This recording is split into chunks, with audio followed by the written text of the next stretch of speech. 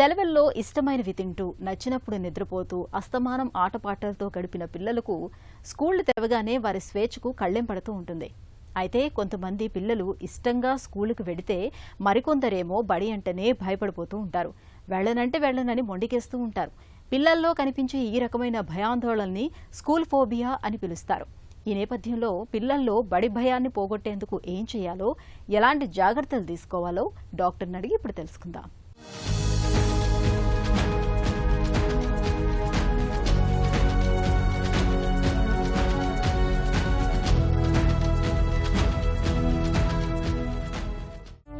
School phobia అంటే ఏంటి? School phobia అంటే భయం, విపరీతమైనటువంటి భయం. కొద్దిగా సున్నితమైన మనస్తత్వం ఉండేటటువంటి పిల్లలు సహజ సిద్ధంగా ఏంటంటే అది బయటికి స్కూల్కి వెళ్ళటం అనేటటువంటిదే ఒక ఫియర్ కింద, ఒక భయం కింద డెవలప్ చేసుకుంటారు. దాన్ని స్కూల్ ఫోబియా అంటారు. ఆ భయానికి చాలా కారణాలు ఉంటాయి. సో వాళ్ళు యూజువల్గా ఏంటంటే నాన్న ఈ ఒక్క రోజుకి వెళ్ళను, లేదంటే సోమవారం నుంచి వెళ్తాను, ఇలా అంటూ ఏం చేస్తారంటే ఆ భయాన్ని పోస్ట్పోన్ చేస్తూ 10 రోజులు మానేసే వ్యక్తికి 11 రోజు వెళ్ళటం అనేది ఇంకా కష్టం. సో అదేమవుతుందంటే they try to avoid. So school phobia అనేటటువంటిది ఏంటంటే స్కూల్ని భయం వల్ల అవాయిడ్ చేస్తూ, స్కూల్ని తప్పించుకుంటూ, చదవాలనేటటువంటి ఇంట్రెస్ట్ ఉన్నా కూడా స్కూల్కి వెళ్ళాలనే ఆలోచన పోస్ట్పోన్ చేయటం అనేటటువంటి దాన్ని స్కూల్ ఫోబియా అని మనం అంటూ ఉంటాం. పిల్లల్లో బడి భయానికి ఎలాంటి కారణాలను చెప్పుకోవచ్చు? బడికి వెళ్ళటానికి భయపడేటటువంటి పిల్లల్లో చాలా ముఖ్యమైనటువంటి కొన్ని కారణాలు ఉన్నాయండి. ఒకటి ఏంటంటే స్కూల్ వాతావరణం వాళ్ళకి కావాల్సినటువంటి విధంగా ఉండకపోవటం, అంటే రిస్ట్రిక్ట్గా ఉండటం, లేదంటే ఆటపాట లేకపోవటం, స్కూల్ అనేటువంటి అట్మాస్ఫియర్ ఎంటర్టైనింగ్గా లేకపోవటం, నెంబర్ 1. నెంబర్ 2 ఏంటంటే ఇంట్రోవర్ట్గా ఉండటం, స్కూల్కి వెళ్తే ఎక్కువ స్నేహితుల్ని చేసుకోలేకపోవటం. నెంబర్ 3 ఏంటంటే స్ట్రిక్ట్గా ఉండేటటువంటి టీచర్స్. 4వ కేటగిరీ ఏంటంటే అసలు స్కూల్కి వెళ్ళటం వల్ల వాళ్ళు స్కూల్లో నడిచేటటువంటి చదువుని ఈక్వల్గా తీసుకోగలుగుతున్నారా, ఆ ప్రయాణం అనేది బ్యాలెన్స్డ్గా ఉందా, లేదంటే వెనకబడుతున్నారా వాళ్ళు, లేదంటే అర్థం అవ్వట్లేదా సబ్జెక్టు, వాళ్ళకి మెమరీ అనేటటువంటిది డిస్టర్బ్, ఫోకస్ అండ్ కాన్సన్ట్రేషన్ చేయలేకపోతున్నాయి, మార్కులు తగ్గుతున్నాయి. మార్కులు తగ్గటం వల్ల స్కూల్లో టీచర్స్ యొక్క ఒత్తిడి కానీ, లేదంటే ఇంట్లో పేరెంట్స్ అన్నీ ఒత్తిడి వస్తుంది. 5వ పాయింట్ ఏంటంటే బుల్లింగ్ ఏమైనా ఉందా స్కూల్లో, అంటే ఎవరిని అనకూడనటువంటి మాటలు, ఏడిపించుకునేటువంటి విధంగా పిల్లల్ని ఎవరిని ఏడిపిస్తున్నారా. 6వది ఏంటంటే లేదు సార్ ఇవి ఏమీ లేవంటే కనుక విపరీతమైనటువంటి సున్నితమైనటువంటి మనస్తత్వం ఉండేటటువంటి పిల్లల, అంటే చిన్నవాటికి పెద్దవాటికి అవతల సైడ్ నుంచి పెద్ద అంత ప్రమేయం లేకపోయినా వీళ్ళు అతిగా ఆలోచించి భయపడేటటువంటి మనస్తత్వం ఉందా. సో ఇలాంటి కేటగిరీస్ వల్ల స్కూల్ ఫోబియా లేదంటే బడికి సంబంధించినటువంటి భయం అనేది ఏర్పడుతుంది. స్కూల్ ఫోబియాతో పిల్లల్లో ఎలాంటి సమస్యలు తలెత్తవచ్చు? స్కూల్ ఫోబియా వల్ల చాలా కామన్గా మనం తెలియంది ఏముందండి, స్కూల్కి వెళ్ళటం అనేటటువంటి రోజుని పోస్ట్పోన్ చేస్తూ ఉంటారు. దానివల్ల చదువు రీత్యా తెలివైనటువంటి పిల్లలు అయినా కూడా అన్ని విధాలుగా తెలివితేటలుండి ఇంతకుముందు స్కూల్లో మంచి ర్యాంకులు, మంచి గ్రేడ్స్ వచ్చినటువంటి పిల్లలు కూడా చదువులో వెనకబడటం వల్ల వాళ్ళ సెల్ఫ్ కాన్ఫిడెన్స్ అనేటటువంటిది చాలా వెనకబడుతూ ఉంటుంది. నెంబర్ 2 ఏంటంటే ఈ స్కూల్ ఫోబియా వల్ల పిల్లలు సరిగ్గా తినరు, సరిగ్గా పడుకోరు కూడా, ఇది ఆరోగ్యరీత్యా సమస్యలు వస్తాయండి. నెంబర్ 4 ఏంటంటే స్కూల్ మానేయటం వల్ల ఎక్కువ టైం అనేటటువంటి వాళ్ళు కళ్ళెదురుగుంటూ ఉండటం వల్ల ఏదో తూతూ మంత్రంగా కొంతమంది పిల్లలు చదువుతారు, లేదంటే కొంతమందికి స్కూల్ ఫోబియా కాస్త చదువు ఫోబియా కింద మారిపోయి ఆ పుస్తకాలన్నీ కూడా కట్టకట్టి అటక మీద పెట్టేసి తల్లిదండ్రుల చేత కాన్స్టెంట్గా ఇంట్లో ఒక ఫైటింగ్ సిచ్యువేషన్ అన్నది ఏర్పడుతూ ఉంటుంది అనమాట. ఎప్పుడు వెళ్తావు, రేపన్నా వెళ్తావా, ఈ రోజన్నా వెళ్తావు, ఎందుకు వెళ్ళట్లేదు, ఇవన్నీ చేస్తూ ఉంటారు. లాస్ట్ అండ్ మోస్ట్ ఏంటంటే కనుక అలవాట్లు కూడా, వ్యక్తిత్వపరమైనటువంటి అలవాట్లు కూడా మారిపోతూ ఉంటాయి. ఇంకెక్కువ టీవీ చూడటం, లేదంటే ఆ మొబైల్ చూడటం. సో తల్లిదండ్రులకి 2 సమస్యలు మారిపోతాయి. ఒకటి స్కూల్కి వెళ్ళకపోవటం, రెండోది ఏంటంటే ఈ మొబైల్ టీవీని అతుక్కుని కూర్చోవటం. ఇంకా 5వది ఏంటంటే రెబెలియన్, అంటే కొంతమంది వెళ్తామమ్మా అని ఏడుస్తూ బాధపడుతూ మాట్లాడుతూ ఉంటారు, కొంతమంది పిల్లలు ఎదురుదాడి చేస్తూ ఉంటారు, గొడవలు పడుతూ ఉంటారు, తల్లిదండ్రులకి ఎదురు సమాధానం చెప్తూ ఉంటారు. అదొక సమస్య కింద మారిపోతుందండి. సో ఇలాంటి రకరకాల సమస్యలు అనేవి కూడా స్కూల్ ఫోబియా వల్ల మనం చూస్తూ ఉంటాం. బడి అంటే భయపడే పిల్లల్ని బలవంతంగా స్కూలుకు పంపించటం మంచిదేనా?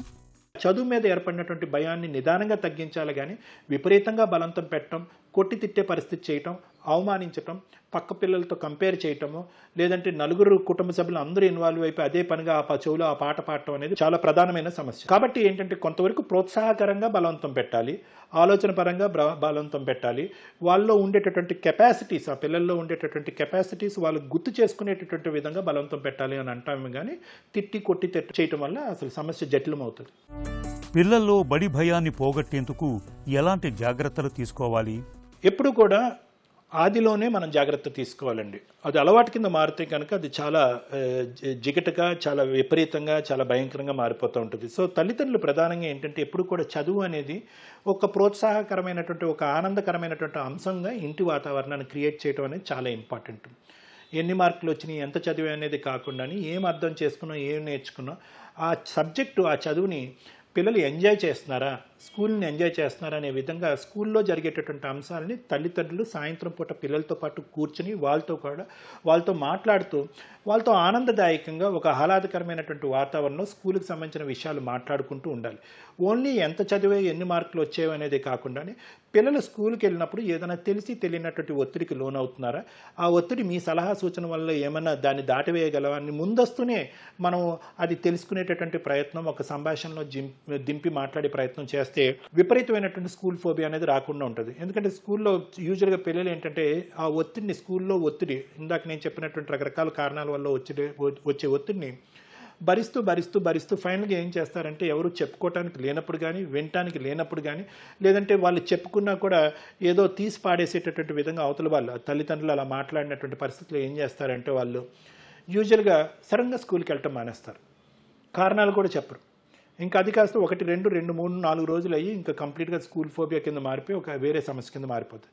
సో ప్రధానంగా తల్లిదండ్రులు పిల్లలతో పాటు ఉండి ముందస్తునే పిల్లలకి ఏర్పడేటటువంటి సమస్యలు ఏంటి, ఏ విధంగా దాన్ని సానుకూలంగా పరిష్కరించాలి, వాళ్ళ మనసులో ఉన్న భావం ఏంటి, భయం ఏంటి, ఏమైనా ఇబ్బందులు ఉన్నాయా అనేది ముందస్తునే మనం తెలుసుకుని వాళ్ళతో పాటు ఒక ఫ్రెండ్లీ అప్రోచ్ అనేది చాలా ఇంపార్టెంట్ అండి. స్కూల్ ఫోబియాను పోగొట్టేందుకు టీచర్లు ఏం చేయాలి? స్కూల్ ఫోబియాలో టీచర్లు, ప్రిన్సిపల్లు, లేదంటే ఎవరైతే ముఖ్యమైనటువంటి వ్యక్తులు ఉంటారో చాలా స్కూల్స్లో కౌన్సిలర్స్ ఉంటారండి. ఒకప్పుడు కౌన్సిలర్స్ లేకపోయినా టీచర్లు ప్రధానమైనటువంటి పాత్ర పోషించవచ్చు.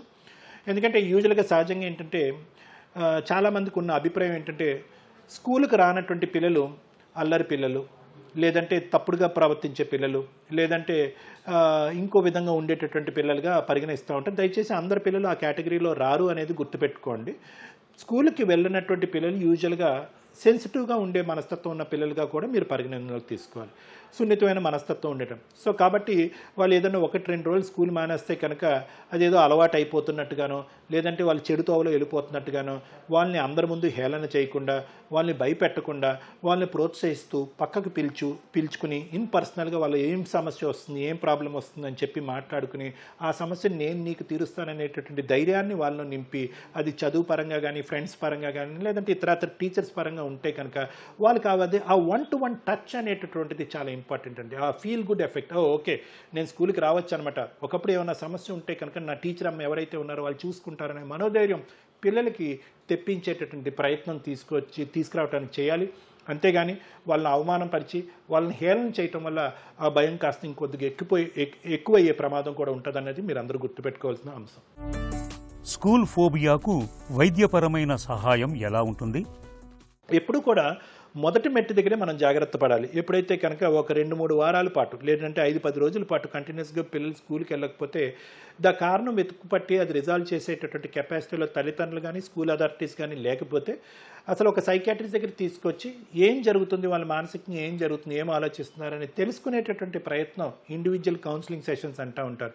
ఆ విధంగా చేసేటట్టయితే కనుక వాళ్ళలో లోపల ఉండేటటువంటి భారమైనటువంటి మనసులో ఉండేటటువంటి ఇబ్బందులు ఏమన్నా ఉంటే అవి బయటకు వచ్చి క్లియర్ చేసుకోవడానికి అవకాశం ఉంటుంది. సో కౌన్సిలింగ్ అండ్ లిస్నింగ్ ద్వారానే చాలా వరకు స్కూల్ ఫోబియాలు తీసేయచ్చండి మనం. ఒకప్పుడు కౌన్సిలింగ్ చేసిన, లేదంటే ఆ భయానికి కారణాలు కనుక్కుని అవి రెక్టిఫై చేసిన పిల్లలు అకారణంగా స్కూల్కి వెళ్ళకూడనటువంటి ఒక అలవాటు అనే క్రమంలోకి వెళ్ళిపోతే కనుక అప్పుడు ఖచ్చితంగా ఆ ఫోబియా, భయాన్ని వాళ్ళకు వయసుకు తగినటువంటి ఇబ్బంది లేనటువంటి మెడికేషన్స్ పెడతాం. ఆ ఫియర్ కాంప్లెక్స్ తీసేసి సెల్ఫ్ కాన్ఫిడెన్స్ పెంచేటటువంటి మందులు కొన్ని ఉంటాయన్నమాట. అవి తాత్కాలికంగానే పెడతామండి, పిల్లలకి దీర్ఘకాలికంగా మనం మందులు పెట్టాం. సో కౌన్సిలింగ్తో పాటు అవి పెట్టి దాంతోపాటు కౌన్సిలింగ్ని కంటిన్యూ చేసి పిల్లల్ని స్కూల్కి పంపించడం అనేది జరుగుతుంది. పిల్లలు స్కూల్కి ఇష్టంగా వెళ్ళటానికి వీలుగా వారికి నచ్చిన, ఆకట్టుకునే విషయాలకు మనం ప్రాధాన్యం ఇవ్వాలి. వారు మెచ్చే పుస్తకాలు, పెన్సిళ్లు, పెన్నులు, ఇతరత్ర సామగ్రిని అందించాలి. తోటి పిల్లలతో ఆడుకునేలా ప్రోత్సహించాలి. ఈ జాగ్రత్తలు పిల్లల్లో బడి భయాన్ని ఇట్టే పోగొడతాయి.